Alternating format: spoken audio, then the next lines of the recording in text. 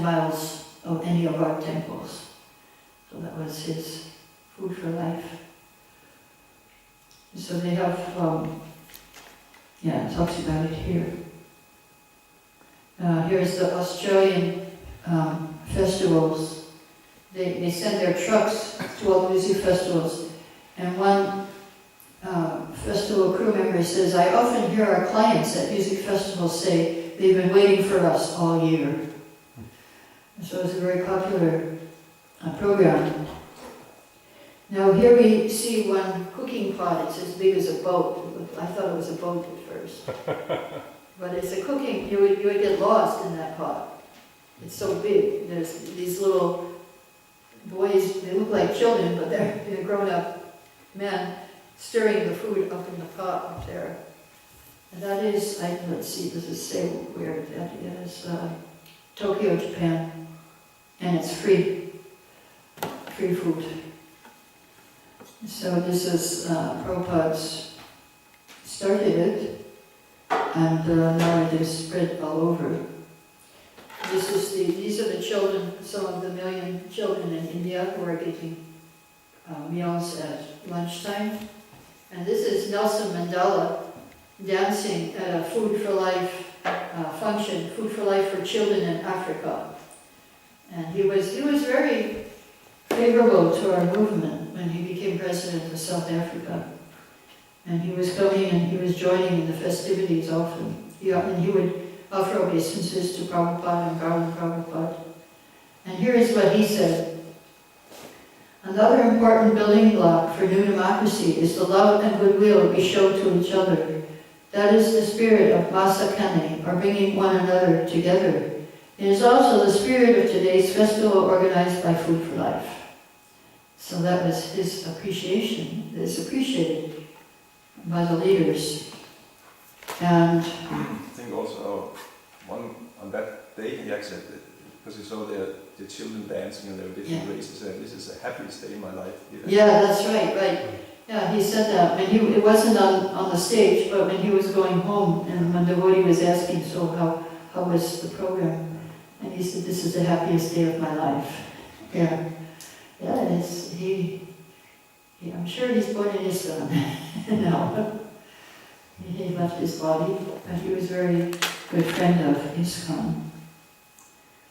So, I think we should leave half of it for tonight. So we're on halfway through the many faces of ISKCON, so we'll leave the half. We can review a little bit in the evening. I also have something to say, so we'll see how long the program takes in the evening. Do you have any questions or comments? Do you have the original Bhagavatam yourself? Yes, I do. I have the original Bhagavatam set, yes, I do. I got them when I joined in 1970. I didn't get the first one, they were already sold out, but I got it later. Somebody sold it to me for 10 rupees. Good deal. Now it's worth a lot. Collector's item, $150 or something for one. Yeah, so I got the second two. The first one was out of print. When I joined 1970, I got all the original, everything. The original Nectar of Devotion was full apart. It was a beautiful book, a beautiful picture on the front of Radha and Krishna in the swing. And what else? Macmillan Bhagavad Gita. Yes, I do have them. All the originals. Those are the ones I memorized, so they're very dear to me. I was in the ladies' ashram because I joined before my husband joined, 2 months before. So I was in the ladies' ashram for 2 months, and Hali woke us up, or Narayani woke us up. Okay, wake up, offer your obeisances, what's Bhagavad Gita, 7th chapter, verse 12.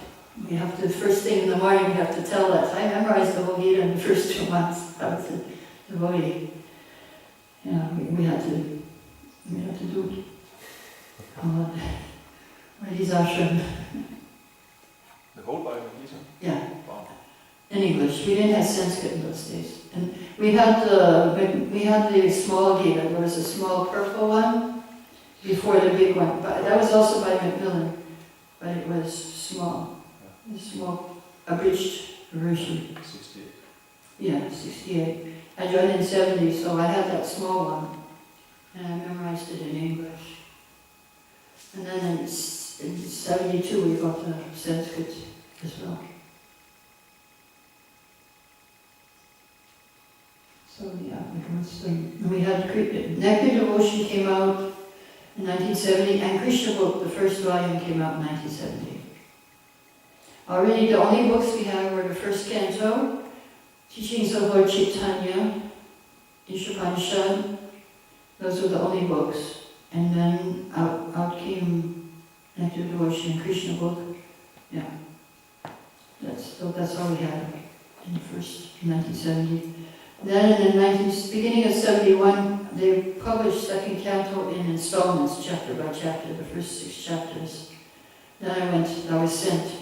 I was with the press, so then I could get the books out of the press, but then they sent us to Florida, so after that I couldn't get the books so easily.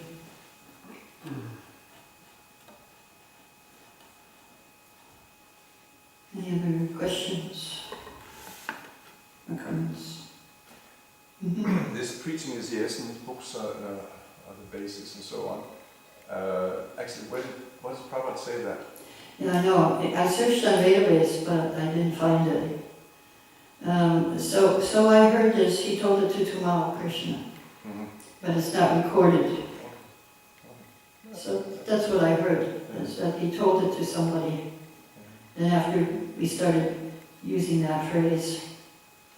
I'm sure it's Prabhupada, also that Yeah. researching, I couldn't Yeah, it's find it. Prabhupada, but it's not recorded, No. as far as I know. And this Prabhupada said it to somebody. And then it caught on fire. I have a question about Fruitful Life program, because actually a few days ago I've heard a lecture given by Bhakti Vikash Maharaj, Yes. and he said that actually this Fruitful Life program has nothing to do with this story when Prabhupada was in Mayapur and he saw those children. And Really? he explained in such a way that actually it was established after Prabhupada left this planet. No, it was there as far as it was there. It was there when Prabhupada was here. In Mayapur, because I live in Calcutta. And in Mayapur it was there. And not only it was there, but all those book distributors were collecting for it. And they used to complain to Prabhupada that they're not sending the money to Mayapur, they're keeping it. That immediately started in Mayapur. Immediately. It was called ISKCON Food Relief. I don't know what it was called, but it was the idea immediately started. Yeah. It started immediately. I mean, In Mayapur it was going on. We even got from the USA, from the US government, we got food. I know I was in Calcutta and they had these trucks of food went to Mayapur. And there was even pictures of Hindu, Christian, Muslim eating the prasad. They had a picture. They were all eating prasadam in Mayapur. What do you mean by American? US government. Youth government? Right, started? Yeah, something. I think strange things they gave. Like, I can't remember what. I think milk powder, because milk was scarce. And we didn't get milk in India in the 70s. Pure milk, it was all contaminated, ghee, everything. Buffalo it was. They were giving milk powder and they gave something, I don't know. Another, some kind of, not wheat, not rice, no. But some kind of flour they gave. Yeah, I remember that. The US Embassy was very favorable to us. So what was the devotees? What were they preparing with whatever it was? Rice or powder? Yeah, they were making rice. I don't know what they did with that flour, but they were making, basically it was rice, khichdi. Yeah, and they were all sitting outside. Then they built that big prasadam room for people to sit. The one that's close to the main road? Or? Yeah, close to the main road. across the main road. There was no gada, there were no buildings. They were just sitting outside in the beginning. No, immediately Prabhupada said something, we would do it. There's no question. And in the name of Food for Life, they were collecting in the West, distributing books. And Prabhupada got upset because they weren't sending the money. Yeah, so Bhakti Vikas Maharaj joined later. He was not there in the early days. He came to Calcutta, he was called Ilapati, Brahmachari. I was there in Calcutta. I was Pujari in Calcutta. I knew all these sannyasis when they were brahmacharis. All of them. And Bhakti Vikaswami Mahavishnu, he had the same name. Bhakticharya was Kirchar Gopinath. And who else was there? There was another one. Many. Nishina Maharaj, she was Birshinga. And well, there was another one. Oh yeah, Bhakti Vidyapurnaraj was Anir Desha Vapu. He was our cook for a while. He's a good cook, one of the best.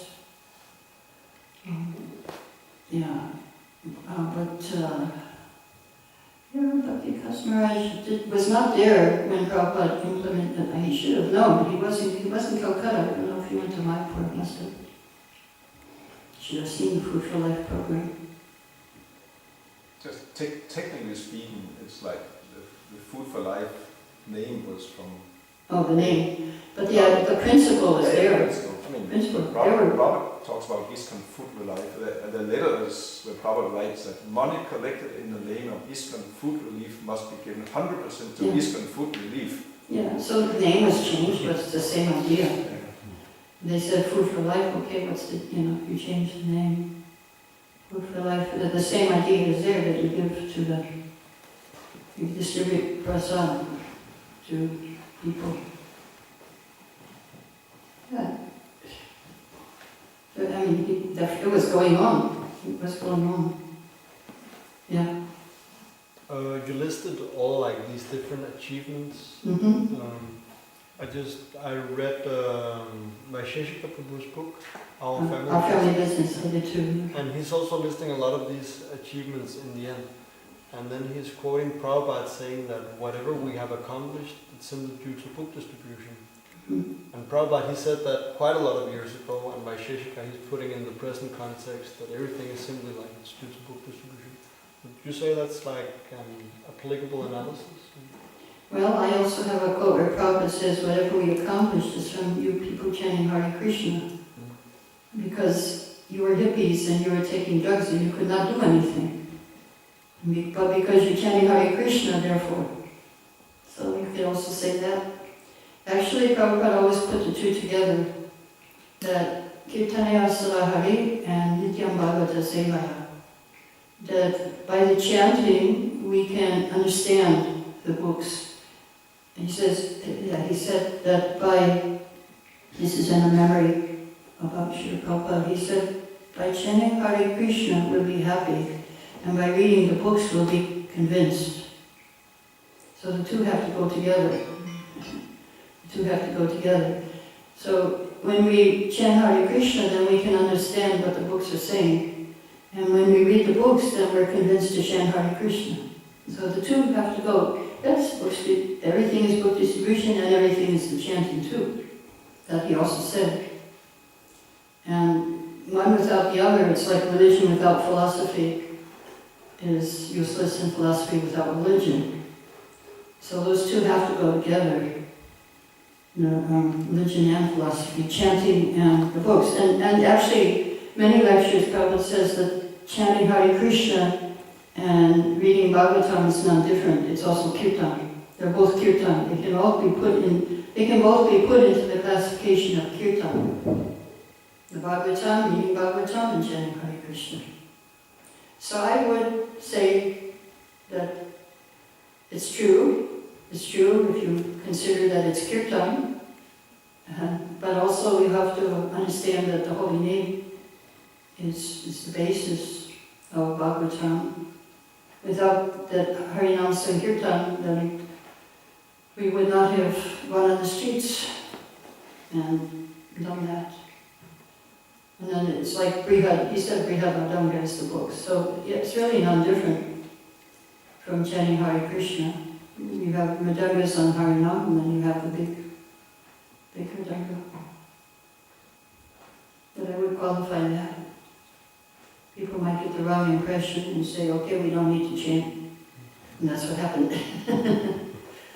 Well, Sankirtan means book distribution. They changed it from Harinam to book distribution, and then they changed it from book distribution to selling paintings. Sankirtan, let's go for Sankirtan, we'll sell some paintings and candles, and this is Sankirtan in the 80s. Now, when Prabhupada was here, he didn't like that. Well, I think Brenda Stroop, he told one story. He came to a temple in America and heard someone ask, can we have the car for book distribution? No, we need it for Sankirtan. Yeah. It was, it was like that in the 80s. Now when Prabhupada was here, he was very strict. He didn't like that. He didn't like to mix, although they did.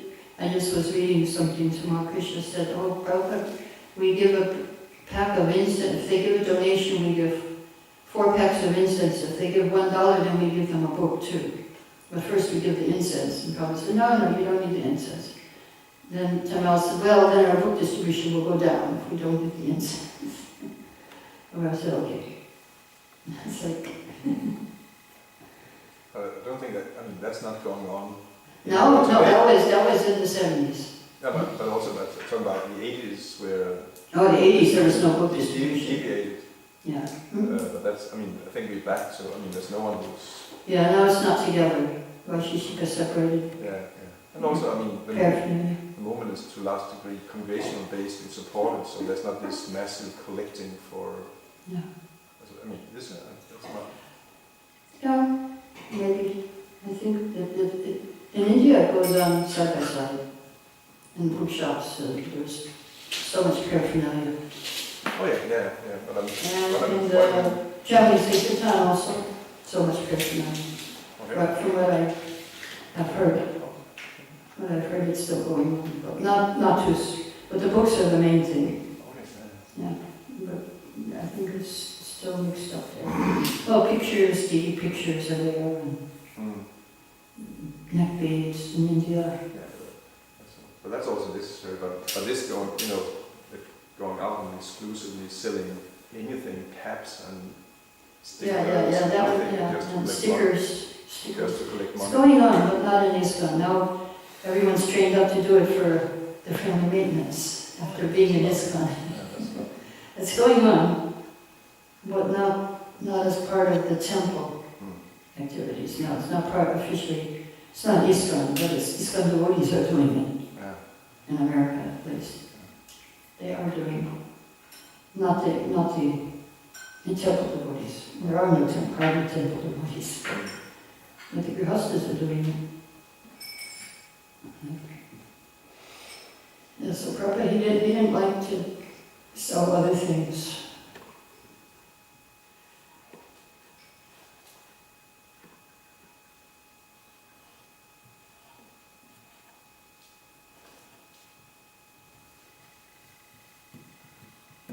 Okay, I'll go to Shri Prabhupada, Hare Krishna. Krishna, Krishna,